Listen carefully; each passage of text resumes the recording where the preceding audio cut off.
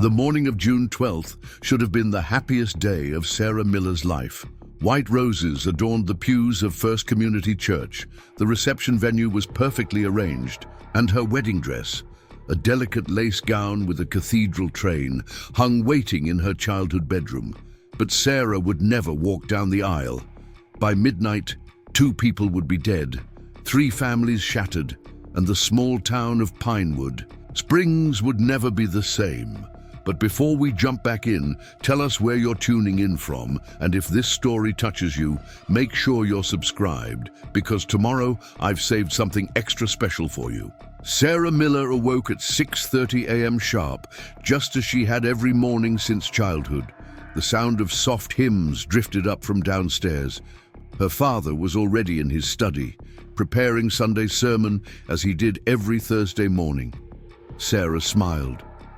Thomas Miller had been the spiritual compass of Pinewood Springs for 25 years, guiding his congregation through births, deaths, marriages, and every crisis in between with unwavering faith and compassion. The Miller home stood 2 blocks from First Community Church, a beautiful craftsman-style house with stained glass accents that Rebecca Miller had lovingly restored over the decades.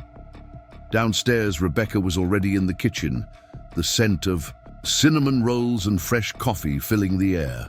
At 58, Rebecca retained the grace and poise that had made her the perfect pastor's wife all these years.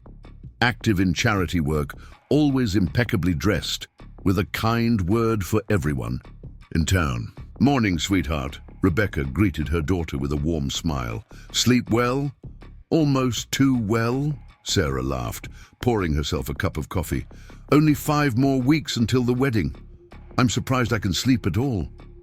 At 28, Sarah had followed in her father's footsteps, not into ministry but into service. After completing her master's degree in social work, she'd returned to Pinewood Springs to work with troubled youth. She'd met Jason 3 years ago when he volunteered to help with the teen basketball program she ran. Their connection had been immediate, and 2 years later, he had proposed under the gazebo at Lakeside Park, where they'd had their first date. "Jason called earlier," Rebecca mentioned, sliding a plate of cinnamon rolls onto the table. "He said he needs to speak with your father about the ceremony details. I told him Thomas would be available after lunch." Sarah nodded, a warm feeling spreading through her chest at the mention of her fiancé. Jason Bennett was everything she'd ever wanted, kind, ambitious, and with the same deep commitment to community that her parents had instilled in her. At 32, he had already made partner at his architectural firm, and they had plans to build their dream home just outside of town after the honeymoon. Thomas Miller entered the kitchen, his reading glasses perched on his nose and Bible tucked under his arm. At 60, he was still a commanding presence, tall, with silver-streaked dark hair and the same blue eyes Sarah had inherited. He kissed his wife's cheek and squeezed Sarah's shoulder affectionately. "How's my beautiful daughter this morning?" His deep voice carried the same resonance that filled the church every Sunday. "Just thinking about the wedding," Sarah replied, watching her father carefully select a cinnamon roll. "Jason's coming by to talk about some ceremony details with you." Thomas nodded, his expression brightening. "He's a fine young man. You've chosen well." He glanced at his watch. "I have a meeting with Carol about the church fundraiser, but I'll be back by noon. Tell Jason we can talk in my study." This was the Miller family, respected, loving, the very picture of small-town values and Christian living. Their home had always been open to the community, hosting Bible studies, youth group meetings, and countless holiday gatherings. In Pinewood Springs, the name Miller was synonymous with integrity. Sarah finished her breakfast and headed to her office at the community center. Thursday was always busy with case reviews, but she wanted to be back home when Jason arrived. Something in his voice during their call the previous night had seemed off, a slight tension that wasn't usually there. When she'd asked if everything was all right, he'd assured her it was just pre-wedding jitters and work stress. The community center was buzzing with activity when Sarah arrived. Her colleague, Dr. Olivia Parker, was waiting in her office with a stack of files. "Morning, bride-to-be," Olivia grinned. At 35, Olivia had been Sarah's mentor and had quickly become her closest friend. "How's the countdown going?" 37 days, Sarah replied, setting down her bag. "But who's counting?" They spent the morning reviewing cases, but Sarah found herself distracted. Twice, Olivia had to repeat questions, and eventually she set down her pen with concern. "Sarah, what's going on? You've been miles away all morning." Sarah sighed, leaning back in her chair. "I don't know. It's probably nothing. Jason seemed strange on the phone last night. Distant." "Cold feet," Olivia suggested gently. "No, not that. Something else. He's been working late a lot this past month. Says it's a big project, but when I ask about it, he changes the subject." Olivia reached across the desk and squeezed Sarah's hand. "Men get weird before weddings. My brother nearly fled to Canada the week before his." "It's normal." Sarah nodded, trying to push away the unease. Jason loved her. She had no doubts about that. Whatever was bothering him, they would work through it together. At noon, Sarah drove home, hoping to catch Jason before his meeting with her father. As she pulled into the driveway, she noticed Jason's silver Audi already parked in front of the house. She smiled, quickening her pace. Just seeing his car lifted her spirits. The house was quiet when she entered. Her mother had left a note explaining she'd gone to help with flower arrangements for Sunday's service. Sarah called out, but no one answered. Her father's study door was closed, which wasn't unusual when he was meeting with someone. She decided to wait in the kitchen, not wanting to interrupt. 20 minutes passed, and Sarah grew restless. Their meeting was taking longer than expected. Perhaps they were discussing more than just the ceremony. Jason had mentioned wanting Thomas's advice about their financial planning. She decided to make some fresh coffee and bring it to them. As she approached her father's study, coffee tray in hand, she heard voices. Not the measured, calm tones of a discussion about wedding details, but something more intense. She paused, not meaning to eavesdrop, but her name caught her attention. "Sarah can never know about this." Her father's voice uncharacteristically strained. "I can't keep living a lie, Thomas." Jason's voice was barely audible through the heavy oak door. "It's killing me. Think about what this would do to her, to Rebecca, to the entire congregation. We made a mistake, Jason, a terrible mistake, but it doesn't have to destroy everything." Sarah's hands began to tremble, the coffee cups rattling slightly on the tray. What mistake? What lie? She leaned closer, heart pounding. "I love her," Jason said, his voice breaking. "But every time I look at her, I see you. I feel the guilt eating me alive. How am I supposed to marry her?" "You'll learn to compartmentalize like I have." Thomas's tone hardened. "This thing between us, it was weakness, temptation. It's over now." The tray slipped from Sarah's numb fingers, crashing to the floor in a spray of hot coffee and shattered porcelain. The study door flew open, and Sarah found herself staring into the shocked faces of her father and fiancé. The look of horror in their eyes told her everything she needed to know. For several heartbeats, no one moved. Thomas recovered first, stepping forward with one hand extended. "Sarah, sweetheart, this isn't what?" Sarah's voice was barely a whisper. "Isn't exactly what it sounds like. You and Jason, my father and my fiancé." Jason stood frozen, his face ashen. "Sarah, please let me explain. How long?" The question cut through the air like a blade. Neither man answered immediately. Thomas glanced at Jason, a silent communication passing between them that made Sarah's stomach turn. 6 months, Jason finally admitted, staring at the floor. It just happened. Sarah felt as though the ground had disappeared beneath her feet. 6 months. While she'd been choosing flower arrangements and addressing invitations, the two men she trusted most in the world had been betraying her in the most fundamental way possible. "I trusted you," she said, looking at her father. "Both of you." Thomas stepped forward again, his pastoral instincts taking over. "Sarah, we can work through this, as a family with prayer and counseling." "Family?" Sarah's laugh was brittle. "Is that what we are? A family where the father sleeps with his daughter's fiancé? Where's Mom? Does she know?" "No one knows," Thomas said quickly, "and no one needs to know. This was a mistake, a terrible sin that Jason and I have prayed about. We've ended it. The wedding can still go forward." Sarah felt something break inside her. Preparing and narrating this story took us a lot of time, so if you are enjoying it, subscribe to our channel. It means a lot to us. Now back to the story. "You think I would still marry him after this? Sarah," Jason pleaded, tears in his eyes, "I love you. What happened with your father? It was confusion, a moment of weakness that spiraled, but my feelings for you are real." "Were you confused? When you proposed to me, when we picked our honeymoon destination last week, when we made love?" Each question drove the knife deeper. Was I just a convenient cover? The perfect beard for the pastor's son-in-law? Thomas moved between them, always the mediator. "Sarah, people make mistakes, terrible ones, but God's forgiveness."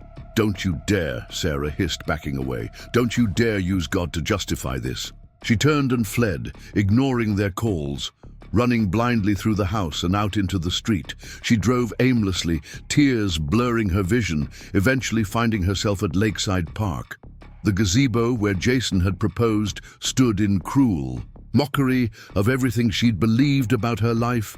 Her phone vibrated incessantly, calls from Jason, her father, and eventually her mother.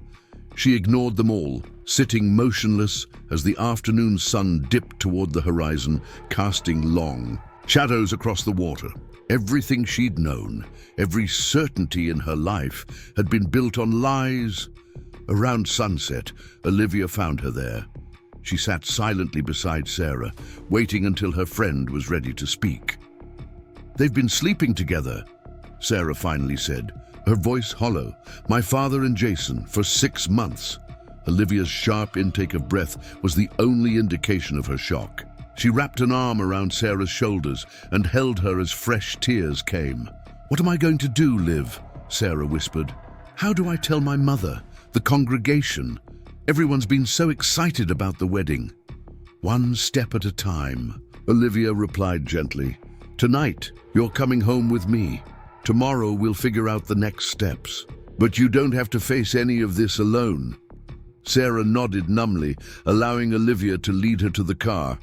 As they drove away from the park, she caught sight of the church spire in the distance, illuminated against the darkening sky. For the first time in her life, the sight brought no comfort, only a deep, aching betrayal that settled in her bones.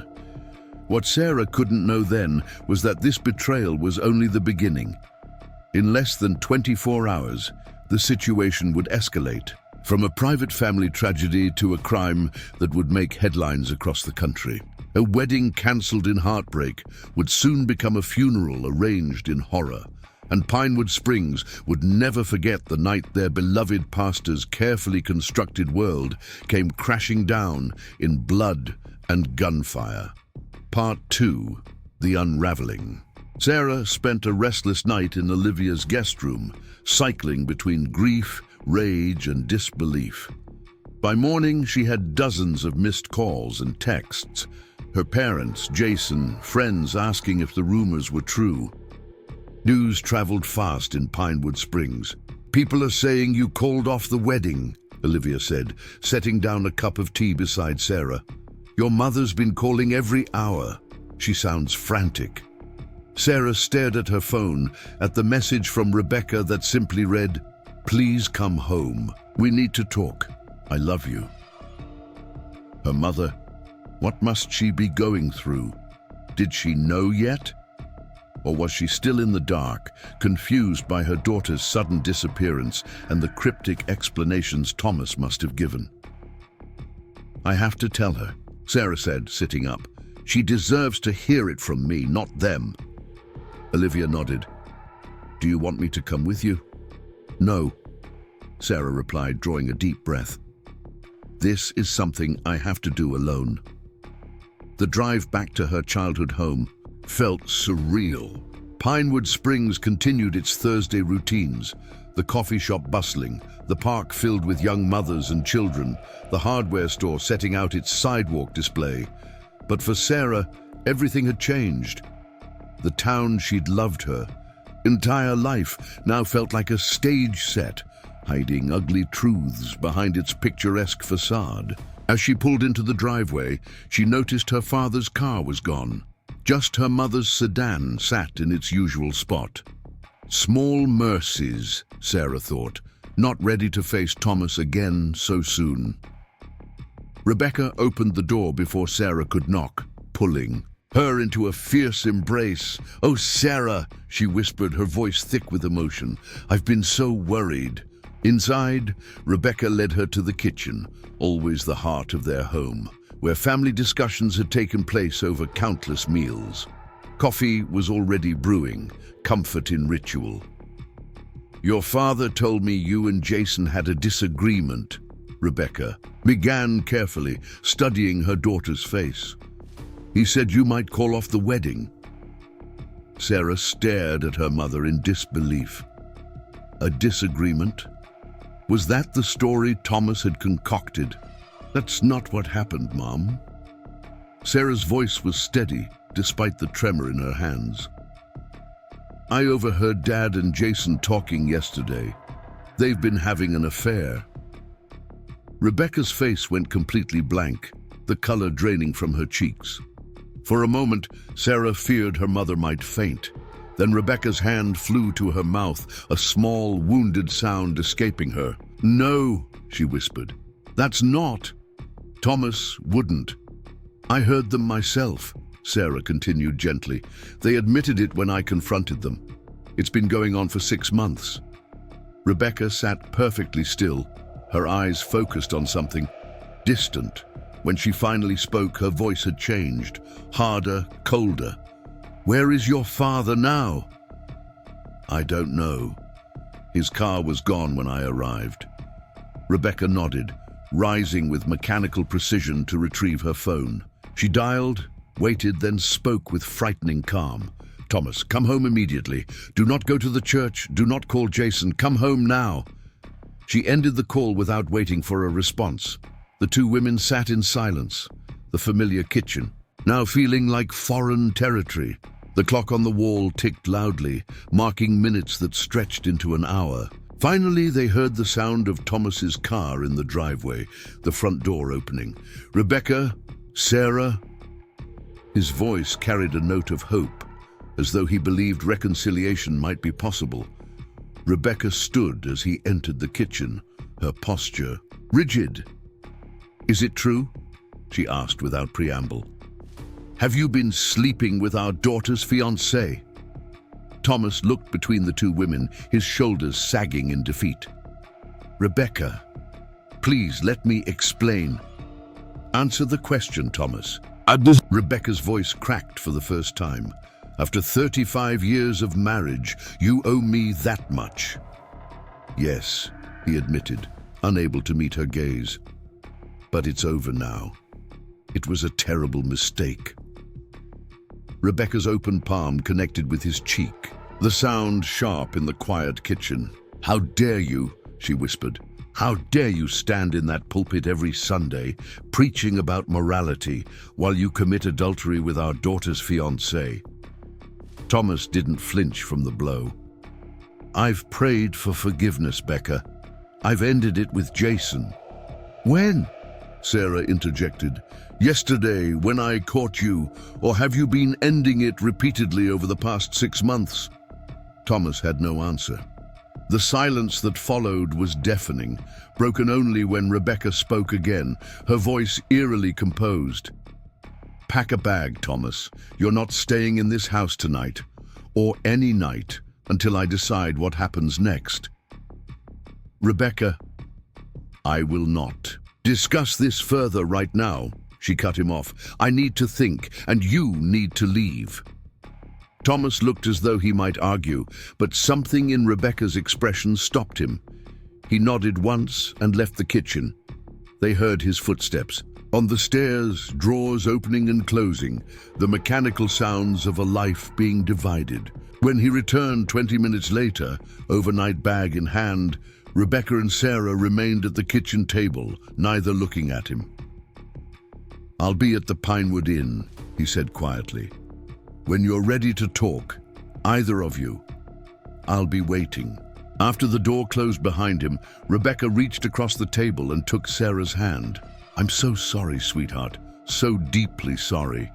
It's not your fault, Mom." "No," Rebecca agreed, a new hardness in her voice. "It's not, but there will be consequences for both of them." Later that afternoon, Carol Wilson, the church secretary, called in a panic. Thomas hadn't shown up for his counseling appointments, and no one could reach him. Rebecca calmly explained that the Reverend was indisposed, and all church matters would be handled by the associate pastor until further notice.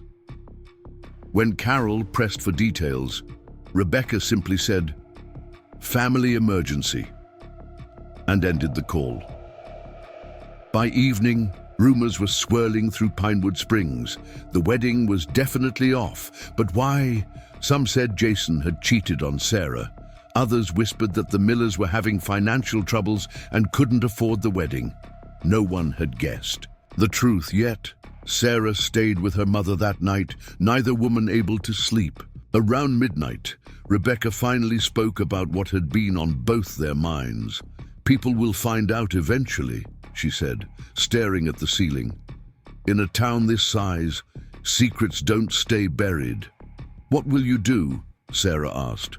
Rebecca was silent for a long moment. "I don't know yet, but I won't let him destroy what we've built here.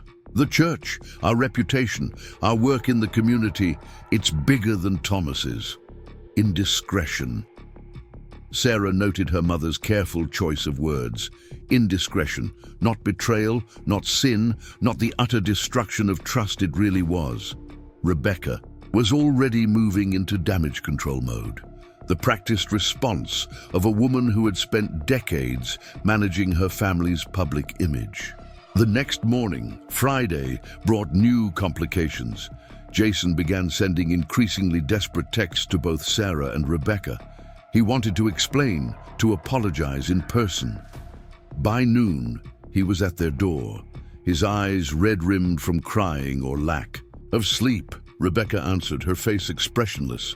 "This isn't a good time, Jason. Please, Mrs. Miller," he begged. "Just 5 minutes. I need to talk to Sarah." "My daughter doesn't want to see you," Rebecca replied coldly.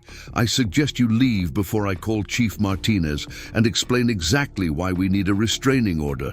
Jason's face crumpled. "You don't understand. It's Thomas.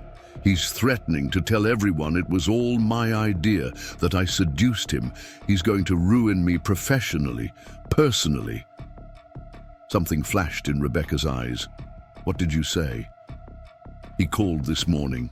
Said if I didn't stick to his version of events, that it was just one time, a mistake, my initiative, he'd make sure everyone knew I was the predator.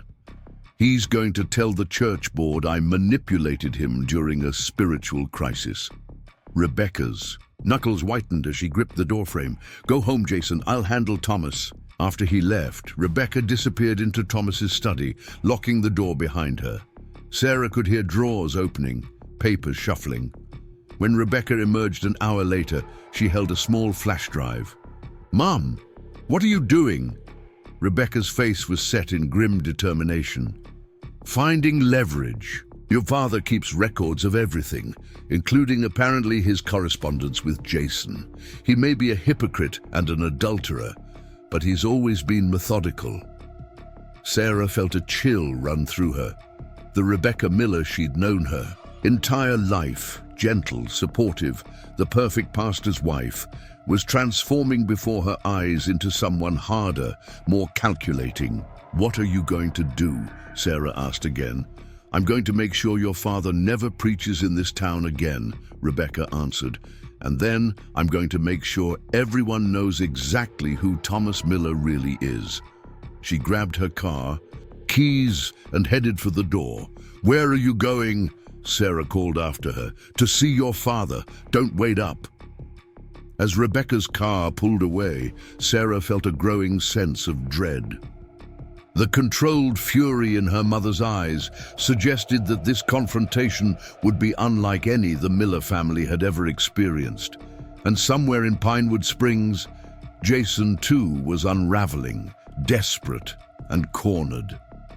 What happened in the hours that followed would later be pieced together through witness statements, hotel security footage, and forensic evidence. But by the time the first police sirens wailed through the night, cutting through the peaceful quiet of Pinewood Springs, 2 lives had already been violently extinguished, and the perfect facade of the Miller family had been shattered forever. The Pinewood Inn sat on the edge of town, a modest 2-story building with faded charm. Room 24 at the far end of the 2nd floor was where Thomas Miller had taken refuge. The neon vacancy sign cast an eerie red glow through the thin curtains as Rebecca's car pulled into the parking lot just after 9 p.m. Inside room 24, Thomas paced anxiously. His phone showed 17 missed calls, 3 from church board members, 5 from Jason, the rest from concerned parishioners. Word was spreading. He'd spent the day alternating between desperate prayer and frantic damage control, calling Jason that morning to ensure their stories aligned. The younger man's panic had only increased Thomas's own fear. The sharp knock on the door startled him. He opened it to find Rebecca, her face unnervingly calm. "We need to talk," she said, brushing past him into the room. Thomas closed the door, relief washing over him. "Rebecca, thank God. I've been hoping you'd come. We can work through this. I found your emails," she interrupted, turning to face him. "All of them. The ones to Jason arranging your meetings. The ones where you told him how to lie to our daughter. I have everything." The color drained from Thomas's face. "Those were private? Rebecca's laugh was brittle. "Like your private liaisons with our daughter's fiancé. You've forfeited any right to privacy." Thomas sank onto the edge of the bed. "What are you going to do?" "I'm filing for divorce tomorrow, and then I'm going to the church board with evidence of your indiscretion, as you so carefully termed it." "You can't," Thomas whispered. "It would destroy everything we've built." "You destroyed it," Rebecca corrected him. "I'm merely making it official." Thomas stood up, a desperate edge to his voice. "Think about what this will do to Sarah, to the congregation. Please, Rebecca, we can find another way." "There is no other way," she replied. "You've lived a lie long enough." Across town, Jason Bennett sat in his darkened apartment, a glass of whiskey in one hand, his phone in the other. He'd been calling Sarah all day with no response. His last text to her, "I never meant to hurt you. Please let me explain," remained unanswered. The knock on his door came just after 10 p.m. Hoping it might be Sarah, he rushed to answer, only to find Thomas standing there, his eyes wild, clothes disheveled. "We need to talk," Thomas said, pushing his way inside. "I've told you, it's over," Jason replied, backing away. "You need to leave." "Rebecca knows everything." Thomas's voice shook. "She found the emails, Jason. She's going to the church board tomorrow." Jason felt the floor shift beneath him. "Everything? Everything. The hotel receipts, the messages, our arrangement to meet while Sarah was at conferences. She's filing him for divorce. And once the church board hears about this..." He left the sentence unfinished. "My career," Jason whispered. "My reputation. I'll lose everything." "We both will," Thomas agreed, his pastoral demeanor completely shattered. "Unless we stop her." "Stop her how?" Thomas's eyes held a dangerous gleam. I have my hunting rifle in the car if it looked like a break-in gone wrong. Jason recoiled. You can't be serious. She's your wife, Sarah's mother. Think about what's at stake, Thomas urged. Your future, my ministry, everything we've worked for, gone if she exposes us. It would be a mercy, really, quick, painless. She wouldn't suffer. For a moment, Jason seemed to consider it, the whiskey and desperation clouding his judgment. Then he shook his head. No, this is insane. You need to leave, now. Thomas's face hardened. I thought you understood what was at stake. I guess I was wrong about you, about everything. At the Pinewood Inn, Rebecca finished packing Thomas's belongings into a suitcase. I'll have divorce papers delivered to you tomorrow. Don't come to the house. Don't call Sarah. It's over, Thomas. You can't just erase 35 years, Thomas pleaded. Whatever I've done, we've built a life together. A life based on lies, Rebecca countered. How long, Thomas? How many others have there been before Jason? Thomas couldn't meet her eyes, and his silence was answer enough. Rebecca zipped the suitcase closed. I'll be at the church board meeting tomorrow at... None. You have until then to resign voluntarily.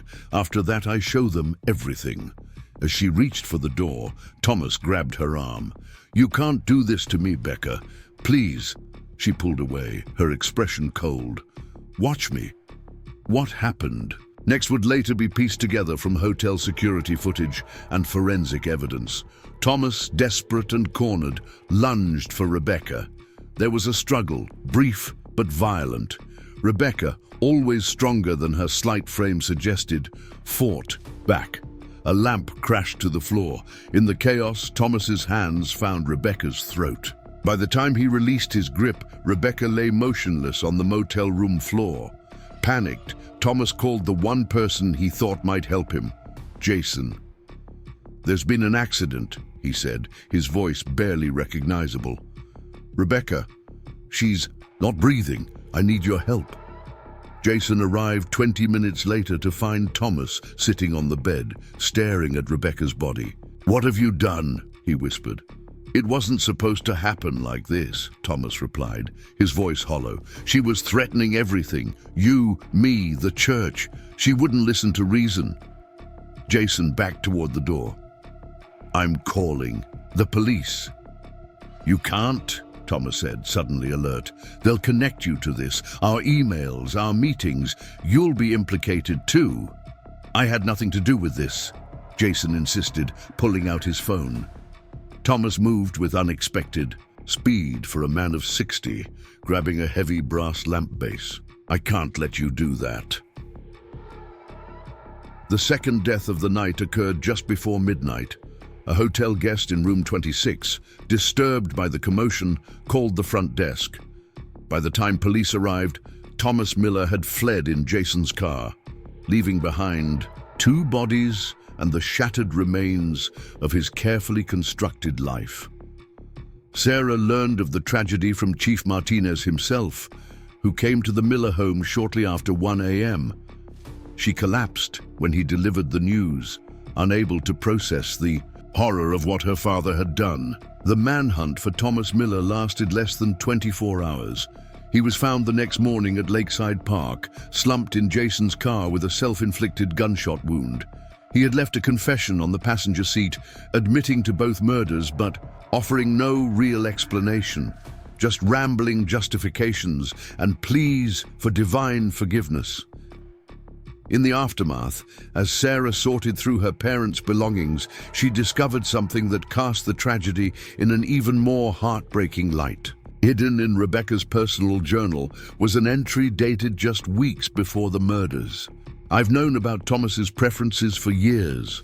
I thought I could change him, save him through love and prayer. Now I realize some secrets are too heavy to bear alone. Sarah deserves to know the truth before she commits her life to a man who cannot truly love her as she deserves. The journal revealed that Rebecca had suspected Thomas's relationship with Jason months before Sarah discovered it. She had been gathering evidence, preparing to confront both men after coming to the painful realization that her daughter was about to make the same mistake she had, marrying a man who could never fully commit to her. The double funeral was a subdued affair. Most of the town attended, struggling to reconcile the Reverend Miller they thought they knew with the man capable of such violence. Sarah stood alone at the graveside, orphaned by tragedy, her future plans destroyed. In the months that followed, Sarah left Pinewood Springs, unable to bear the whispers and pitying glances. The church where her father had preached for 25 years remained, but attendance dwindled as the congregation grappled with their pastor's devastating final acts. The true crime that shocked Pinewood Springs wasn't just about a forbidden affair or a double murder. It was about the danger of secrets, the fragility of carefully constructed facades, and the terrible consequences when those facades finally crumble. 3 families were destroyed, countless lives affected, all because of truths that remained unspoken until it was too late. Sarah Miller eventually found a measure of peace, establishing a foundation in her mother's name to help victims of domestic violence. The work became her salvation, transforming personal tragedy into purpose. She never returned to Pinewood Springs, but the small town never forgot the night when the darkest secrets of its most respected family erupted in violence that changed everything forever. Up next, you've got 2 more standout stories right on your screen. If this one hit the mark, you won't want to pass these up. Just click and check them out.